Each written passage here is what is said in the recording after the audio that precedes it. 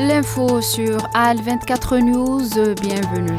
Le secrétaire d'État chargé de la communauté nationale à l'étranger, Sofiane Chaheb, a participé à la session extraordinaire des ministres des Affaires étrangères de l'OCI à Jeddah. Cette réunion cruciale a été consacrée à l'examen de l'agression sioniste contre le peuple palestinien et au projet d'annexion et de déplacement forcé. Dans son intervention, Sofiane Chaheb a plaidé pour l'adoption d'une position islamique unifiée, rejetant catégoriquement toute tentative de déplacement forcé du peuple palestinien. Le représentant algérien a réitéré l'engagement de l'Algérie sous la direction du président Abdelmadjid Tebboune à déployer tous les efforts diplomatiques possibles pour défendre la cause palestinienne, notamment depuis son accession au Conseil de sécurité de l'ONU.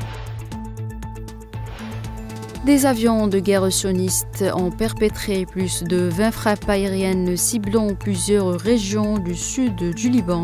Vendredi soir, ont annoncé des médias et des sources de sécurité libanais. La France pourrait lancer une empreinte nationale pour financer son effort de réarmement, a déclaré vendredi le Premier ministre François Bayrou, alors que les finances publiques dégradées du pays offrent peu de marge de manœuvre au gouvernement, a rapporté Reuters.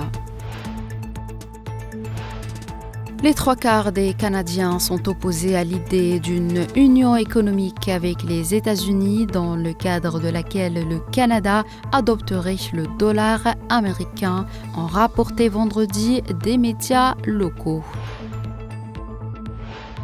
L'administration américaine étudie des pistes pour alléger les sanctions prises contre le secteur de l'énergie russe dans le cadre d'un vaste plan visant à permettre aux États-Unis d'apporter une aide rapide si Moscou accepte de mettre fin à son opération militaire en Ukraine, ont rapporté à Reuters de sources proches du dossier.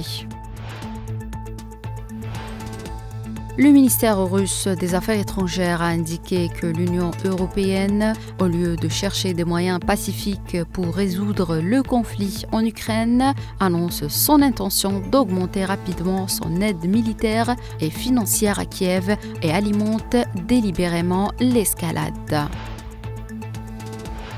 La présidente mexicaine Claudia Sheinbaum a annoncé vendredi un changement à la tête du ministère des Finances.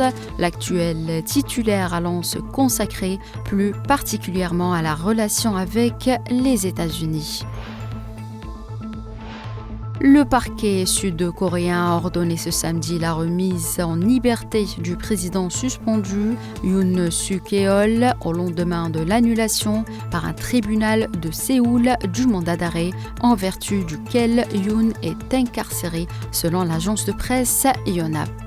C'est la fin de cette édition. Merci de l'avoir suivi.